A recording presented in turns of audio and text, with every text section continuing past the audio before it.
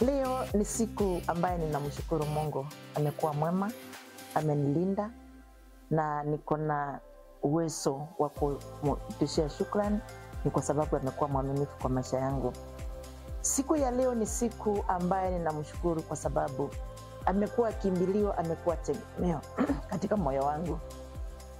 Ninamshukuru huyo Mungu kwa sababu alinitoa katika wamama wengi na akanichukua siku ya leo niweze kulitukuza jina lake, na ninasema ni asante Mungu. Mungu ishie milele.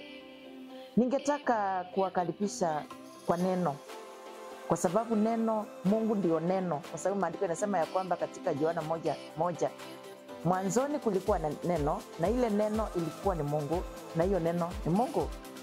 Kwa hivyo tunaponena mambo na neno ni Mwenyezi Mungu. Na ninamshukuru kwa sababu amenipatia wakati niweze kulitukuza jina lake. Na wakaribisha katika huu mtandao wa YouTube Sayuni TV 62. Kwa ajili ya Sayuni sitakaa kimya, ni kwa sababu ya huyo Mwenyezi Mungu. Siku ya leo nataka tuweze kujifundisha ni nini ambaye tunaweza kujitunza kwake Mwenyezi Mungu, ili Mwenyezi Mungu aweze kuwa pamoja na sisi, ili kila wakati Mungu anapotutazama anatuona katika kikanja cha mkono wake. Kila wakati tunapomuita Mungu anatuitikia, kwa sababu anaamini ya kwamba ako pamoja na sisi. Tunaingia katika kitabu cha Methali 4 kuanzia mstari wa 23 mpaka 27. Maandiko yanasema ya kwamba linda moyo wako kwa uangalifu wote, maana humo zatoka chemchemi za uzima.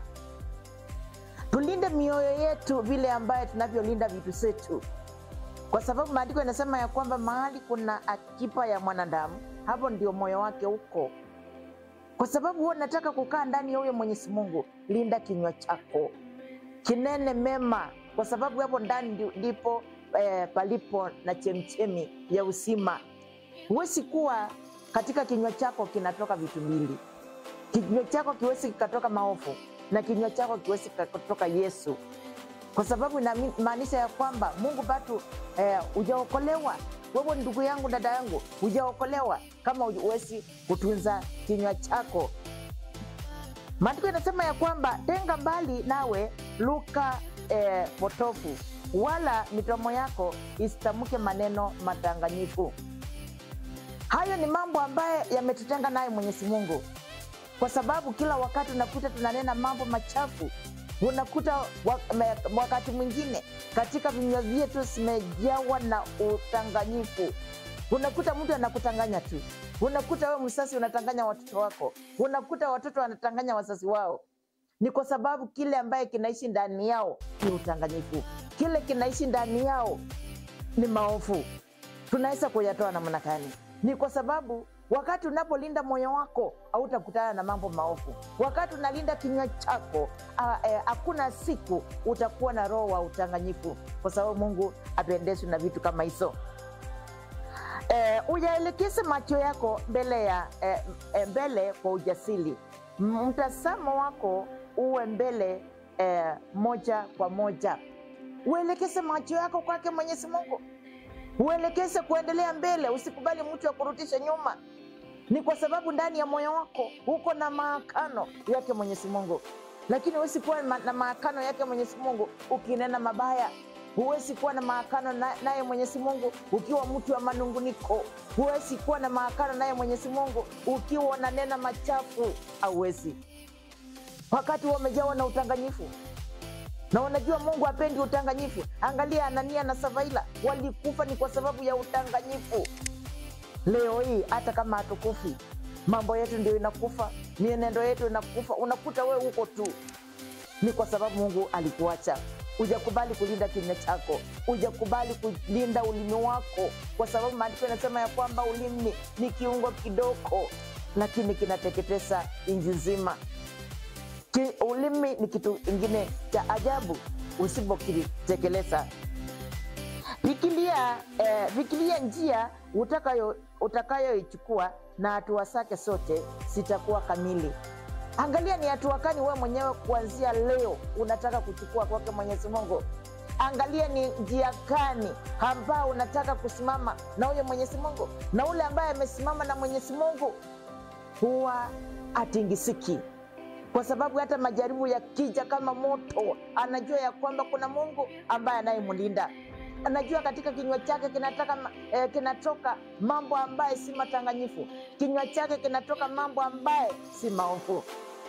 Msimamo wako, msimamo wangu na wewe ni msimamo gani? Wakati tunapomtaja huyu Mwenyezi Mungu, wakati tunapokiri na kinywa chetu ati Kristo ni Bwana, angalia yeye mwenyewe aliteswa, angalia yeye mwenyewe alibebeshwa msalaba ambao ulikuwa ni mzito, lakini ndani ya moyo wake alijua maakano aliweka na Mungu. Alijua ya kwamba ni lazima apepe ule msalaba mpaka mlimani tuweze kupata ukombozi.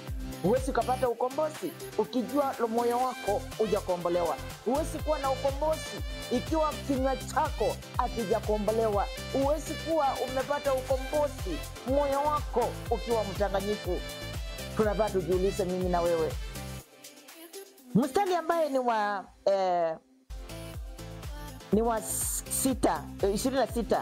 27, usikeukie kulia wala kusoto, epusha mguu wako mbali na uovu.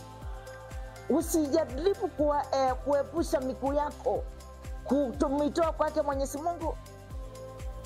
Nilikuwa nikinena wakati mwingine nikisema, weka maakano naye Mwenyezi Mungu.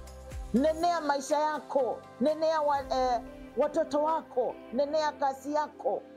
Unaambia Mungu, naamini ya kwamba leo siku ilienda vile ilikuwa, lakini naamini ya kwamba siku ya kesho itakuwa nzuri kuliko siku ya leo. Naamini ya kwamba kazi yangu kesho haitakuwa vile ilikuwa siku ya leo. Naamini ya kwamba watoto wangu wajafanya vyema pale shuleni, lakini naamini ya kwamba wanapoenda tena kwa mitihani watafanya vizuri kuliko siku ya leo. Unenee maisha yako, lakini moyo wako ukiwa umejawa na uovu, wewe kila wakati unawaza mabaya, wewe kila wakati unafikiria vitu mbaya, kwa sababu maandiko yanasema ya kwamba kinachokaa ndani ya moyo hicho ndicho kinachotoka kwa kinywa. Wewe ni Mkristo, wacha kufikiria watu wengine mabaya. Wewe ni Mkristo, wacha kujaza uongo, utanganyifu ndani ya moyo wako. Wacha kujaza, kwa sababu kuna Mungu ambaye anatutazama. Kuna Mungu ambaye anatuwasa mema kila wakati. Angalia mtumishi wa Mungu anaitwa Yeremia. Alipitia makali, lakini hakumwacha Mwenyezi Mungu. Na mpaka Mwenyezi Mungu akamwambia, hata kama ingawa katika ukumbi huu wa Kisuisi, kaa ukijua ya kwamba ninakuwasa mema wala si mabaya. Na hicho ni kitabu cha Yeremia 29 mstari wa 11. Angalia tunaenda 33. Maandiko yanasema ya kwamba mstari wa 3, niite nami nitakuitikia, nao utaweza kuniheshimu. Wewe nitakuonyesha mambo makubwa ambayo wewe mwenyewe uko unayatarajia. Wewe wakati mwingine kinywa chako kinanena mema wakati Mungu amekutendea. Kinywa chako kinakuwa na nguvu wakati unaona mambo yako yanaenda sawa sawa. Lakini wakati Mungu anaenda kuulizwa na shetani ni kwa ajili yako, wewe mwenyewe unaanza kulekea, unaanza kutoa miguu yako kuelekeza kwingine, unaanza kusema Mungu ni kama hakujui, unaanza kusema Mungu alikuacha. Mungu hatuachangi, ni sisi watu tunamwacha. Kinywa kinaandamana na mawazo. Kilicho ndani ya mawazo yako, hicho ndicho kinywa kitaweza kutazama, kitaweza kunena. Macho yako ndio itatazama, inapotazama mambo naye kinywa kinatoa, kwa sababu Mungu hapendezwi na mioyo ambaye ni mitanganyifu. Ukisoma Yeremia 17 mstari wa 9, maandiko yanasema ya kwamba moyo wa mwanadamu ni mtanganyifu na hakuna awezaye kujua ila ni Mwenyezi Mungu peke yake. Moyo unakutanganya mambo, unasema nikishika hii njia naona hapo ndio ndaweza kukaribia Mwenyezi Mungu, nikifanya ile na lile anaona hapa, na ni njia potofu. Hakuna kitu kama hiyo. Na ndipo unaona inafika wakati hata mtu akiwa kwa ndoa yake anaona hapa sistahili, unaenda kwa ndoa nyingine, unaenda huko nakuta ndio kubaya zaidi. Sababu gani? Hujamuitia Mungu mahali ulipo, hujamuitia Mungu mahali huko, kwa sababu moyo wako hauna amani. Wewe mwenyewe ukubali kuweka moyo wako salama na kumuunganisha naye Mwenyezi Mungu. Maandiko yanasema ya kwamba tuelekeze moyo wetu kwa Mungu, tukiamini ya kwamba ni Mungu asiyeshindwa, ni Mungu ambaye ako na uwezo wa kufufua, ni Mungu ako na uwezo wa kutenda maajabu, ni Mungu anaweza kuponya hata magonjwa ambayo daktari amesema hatutaweza kupona. Lakini kwa sababu mioyo yetu ni fukufuku, hatuelewi ni wapi ambaye tumesimama. Na kuomba ndugu yangu na dada yangu, tusisoe Mwenyezi Mungu, tusisoe neno lake, kwa sababu kwake kuna mafanikio, kwake kuna uwezo, kwake kuna maisha kila wakati. Kuna Mungu ambaye anatutendea, kuna Mungu ambaye ako na mwanzo na sisi, kuna Mungu ambaye anaendelea na sisi, kwa sababu anasema ya kwamba atatufunika katika mabawa yake. Katika kitabu cha Zaburi 91 mstari ni wa 4, anasema atatufunika kwa mabawa yake, tutapata usalama kwake. Huwezi ukapata usalama kwa Mwenyezi Mungu ikiwa moyo wako umejaa utanganyifu, ukiwa moyo wako unanena machafu, unawasa machafu kila wakati. Tusafishe mioyo yetu, tuoshe mioyo yetu. Ukisoma Isaya 1 mstari ambaye ni wa 17, maandiko yanasema ya kwamba tukatakase mioyo yetu, tukajioshe mioyo yetu, ndiposa tuweze kumkaribia Mwenyezi Mungu. Mungu anaangalia kwa moyo, Mungu anaangalia matendo yetu, Mungu anaangalia mawazo yetu, vile ambaye tunavyowasa. Lakini kuna mtu anasema fulani hata hamjui Mwenyezi Mungu na maisha yake iko sawa. Maandiko yanasema ya kwamba usionee mwovu wivu anapofanikiwa, kwa sababu baraka zake ni za muda, baraka zake ni za kusimu. Wewe wakati unapomtumainia Mungu, Mungu anakupatia amani siku baada ya siku, na hawezi kukupatia amani moyo wako ukiwa ni mchafu. Wewe badala uwase watu wengine, unausikisia mtu ameinuliwa, badala useme asante Mungu ni kwa sababu ya huyo ndugu kuinuliwa, huyo ndata kuinuliwa, wewe siku hiyo utalala. Ni kwa sababu ya kuombea huyo mtu mabaya, ni kwa sababu ya kunena mabaya huyo mtu. Mungu apendezwi na mambo kama haya. Linda moyo wako kuliko vitu vyote. Moyo ndio Mungu anaangalia, nafsi zetu ndio Mungu anaangalia, kwa sababu tunaonekana tuko sawa, lakini ndani ya nafsi zetu, ndani yetu ndio mbaya. Na ndiposa Daudi akasema katika Zaburi 41, hakutarajia rafiki yake aliyempenda kutoka moyoni. Alipokuja kumtazama wakati alikuwa mgonjwa, alienda akiambia watu huyu atapona. Kwa nini hakumwambia wakati walikuwa naye? Lakini anaenda akiambia watu, kwa sababu ni kitu ambaye ameweka kwa moyo. Moyo ambaye ni mahali unafaa uweke vitu ambaye zinampendeza Mwenyezi Mungu.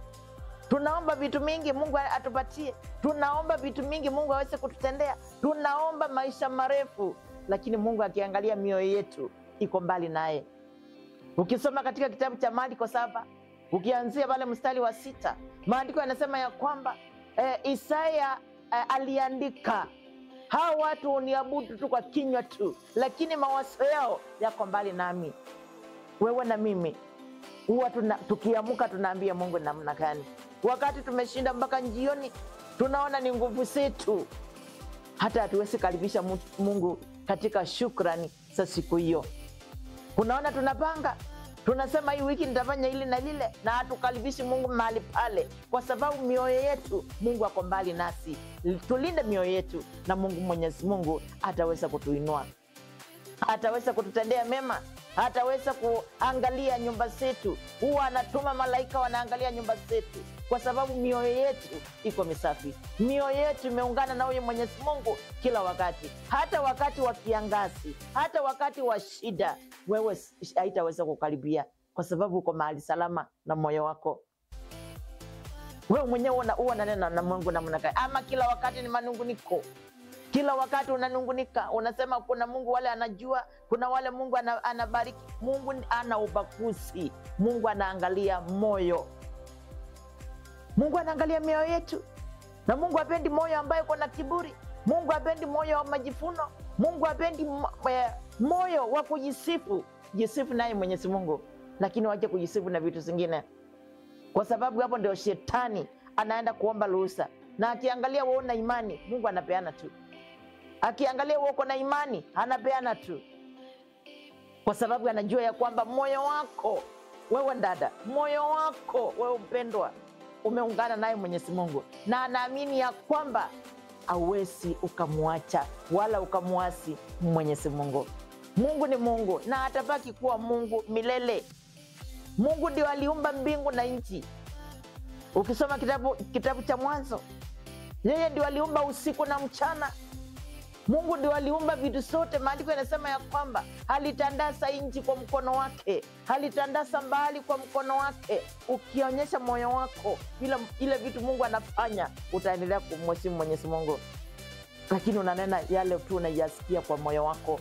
Wewe unanena chenye unaona kimekucha, vile ambao ulisikia watu wengine wakinena, wewe unaendelea na kunena hayo. Na ndiposa unaona saa hii hatuna ule moyo wa huruma. Hatuna ule moyo wa kuonea wenzetu huruma. Hatuna ule moyo hata wa kuangalia yatima. Hatuna ule moyo wa kuangalia wachane. Hatuna ule moyo wa kuangalia hata majirani zetu wakati wanahitaji. Kwa sababu gani? Tuliokoka na tukajiweka watu wengine. Yesu alikuja kwa wale wabaya, hakukuja kwa wale wazuri.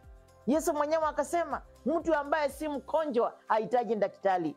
Lakini sisi wa Kristo tunataka kutembea na Wakristo wenzetu. Hatutaki kuona wale watu ambaye ni wachafu, na Mungu amewatuma kwetu ili tuweze kuwaosha. Utaenda kuambia Mungu namna gani? Moyo wako uko wapi? Mtu ambaye ni Mkristo, ambaye ameweka Mungu ndani ya moyo wake, huwa na huruma na wenzake. Unaona jirani yako anafungiwa nyumba, uko na pesa, hata uwezi ukamlipia. Unaanza kwa moyo wako, unaanza kusema ni kwa nini hakujipanga. Wewe umejipanga na nini? Unajipanga na nini? Tutengeneze mioyo yetu tuweze kuhurumiana. Ukiona mtoto wa mwenzako hayuko sawa, enda mbele za Mungu, enda umuitanie. Hakika Mungu atakusikia. Hakika Mungu atakusikia na mambo ya huyo mtu itakuwa salama. Tuendelee na kukeukia ukuta. Ni kwa sababu ya kumulilia Mwenyezi Mungu. Na uwezi ukamulilia Mwenyezi Mungu ukiwa na manunguniko. Uwezi ukamulilia Mwenyezi Mungu ukiwa una amani ndani ya moyo. Ukiwa ambaye moyo wako ni mchafu, moyo wako umebeba maovu, moyo wako ni mtanganyifu, Mungu hawezi akataka kukuona. Kwa nini? Ukisoma Isaya 1:15, anasema mnapoinua mikono yenu kuniomba, mimi nitauficha uso wangu ili nisiwaone, kwa sababu mikono yenu imejaa dhambi. Hata mkiomba kwa wingi sitawasikiliza. Dada yangu, ndugu yangu, mwache tuite huyo Mungu. Mwache tuite huyo Mungu, kwa sababu kwa Mungu hakuna hasara. Kwa Mungu kuna kila kitu, na kwa Mungu anatutendea kila wakati. Mimi na wewe tunapomkaribia Mwenyezi Mungu, hakika wingu la baraka litashuka kwetu. Tutaweza kusaidia watu wote, na Mungu wa mbinguni atawabariki. Mungu akawaonekanie, na siku ya leo akafungue kila mmoja moyo wake, amuone Mwenyezi Mungu akimjia, kwa sababu kuna Mungu katika mbingu. Amen and amen.